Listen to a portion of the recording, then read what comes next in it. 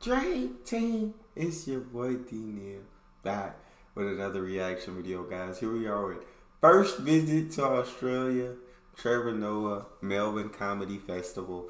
Before we dive into this festival, I need you to dive into that subscribe button, ring notification bell, get a video a thumbs up so it gets suggested.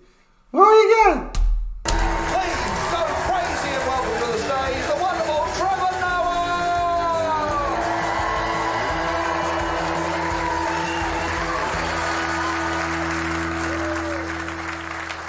Good evening. Or not. Sorry, I get nervous when I start a comedy set. I find comedies very similar to sex for me. Well, it's exactly like sex when you think about it. You know, just me, the comedian, playing the role of the man, and you, the audience, the role of the woman. Because it's my job to satisfy you, and you just have to sit there. It's my job to satisfy you, and you just have to sit there and be satisfied. And then, just like sex, my success or failure is somehow determined by how much noise you make during my performance. Oh, you're just faking it now. Thank you. It's a one-sided affair. So I hope you aren't the quiet types. No, you were great, really.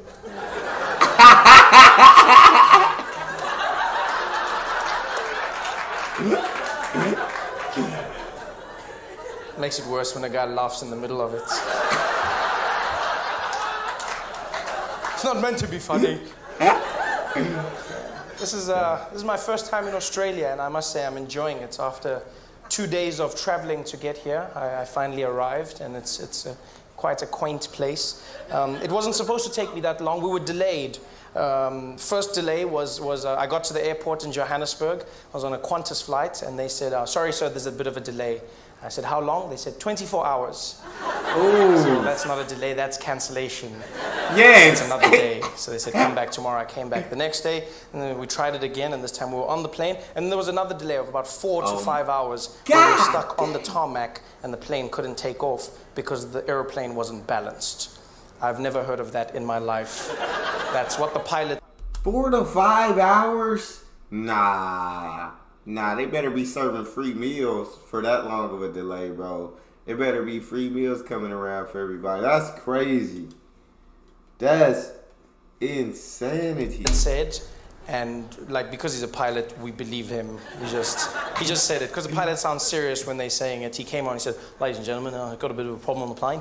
Don't know what's going on. Seems like it's not balanced, but we'll have to check on what's going on, and we'll get back to you as soon as we know." And I won't lie.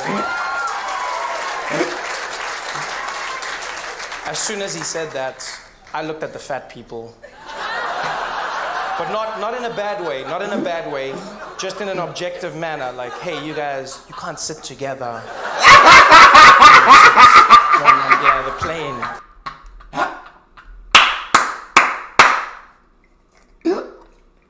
Probably you. It's probably you. Speaking of fat people, is Biggest Loser the biggest show in Australia? That's all I see on TV, is just The Biggest Loser. I love that show. It's fantastic. It's always on TV. What a fantastic show. For those who don't know, The Biggest Loser is a show where they try and help fat people lose weight through torture, basically. Yes, both emotional and physical. Yeah. They do horrible things like leaving food in the house that they're living in, then ask them why they're eating it. Why did you eat the food, Kevin? Why did you eat the food? Because it was there and he's fat. Exactly. That's what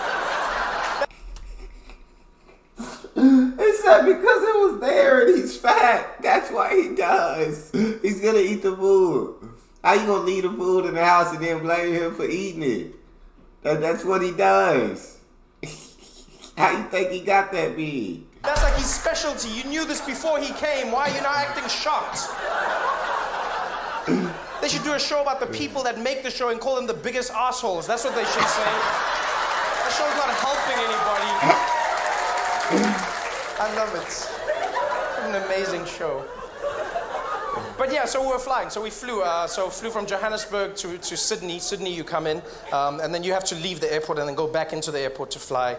You go through border control. Very friendly. I must say, Australia, I'm very impressed. Very friendly border control. You guys are very chilled out, very cool. Like visas, not really like needed. Sort of, it is, but not like the. Do you have your visa? No. All right. You know.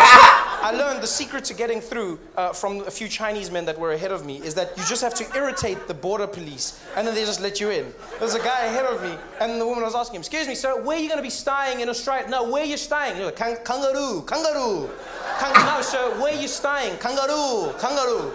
No, sir, you can't. No, it's not like, where are you going to be staying? Kangaroo. All right, just go in. He was just like, it was fantastic. Yes. And he had this look when he got to the other side, like it works every time. It just. That's just how it is, Australia.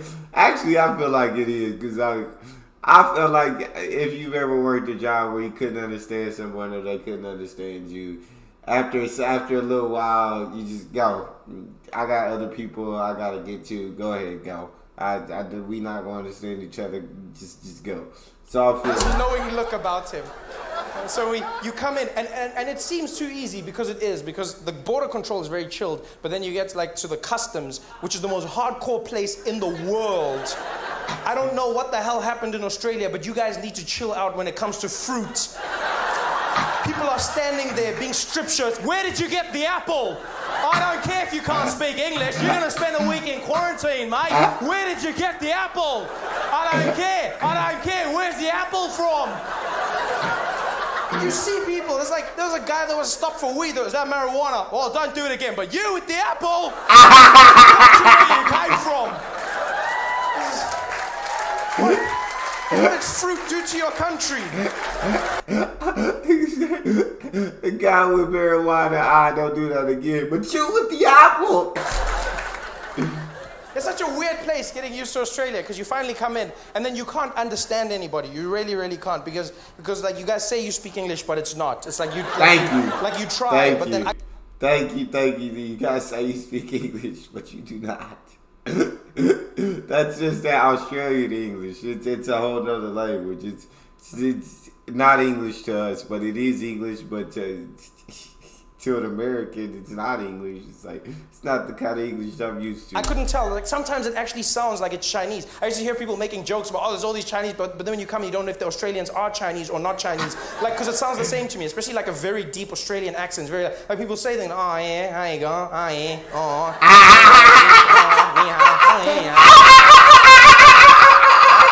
Such a good accent. Shishini. I don't know what's going on here, man. This is very. And then the phrases I do understand don't make sense. Like positive phrases, like apparently she'll be right. I don't know who she is and how she applies to me, but this is very important to say in Australia. You also feel it's very important to tell everybody that you have no worries. Yeah, I didn't ask you about your life's philosophy. I just asked you how you were on the day, and no worries. Really? Not even one worry? Really, Australia? Things that good here? No, not even one. Not even prostate cancer. Not even one. Not even North Korea, because those guys are close. I'm just saying. Not even one worry. Yeah. And the strangest one, and this is something I've learned, which I wish you'd teach people before they come, is the correct answer to the phrase "How you going?" is not by aeroplane. The correct answer to the phrase "How you going?" is not by airplane. Strange to ask people this when they're traveling. I was flying with Sydney, and then we were going to Melbourne. And I got to the counter, and I said to the woman, "Hi, I'm going to Melbourne, please." And she said, "Oh yeah, how you going?" I said, "By aeroplane." That is why I've chosen this building over here to be traveling in. And she said, "No, I was greeting you." And I said, "Oh, no worries." You guys have been great. Thanks for having me. Have a good night. Oh, I love this dude. That was perfect, Trevor. Perfect.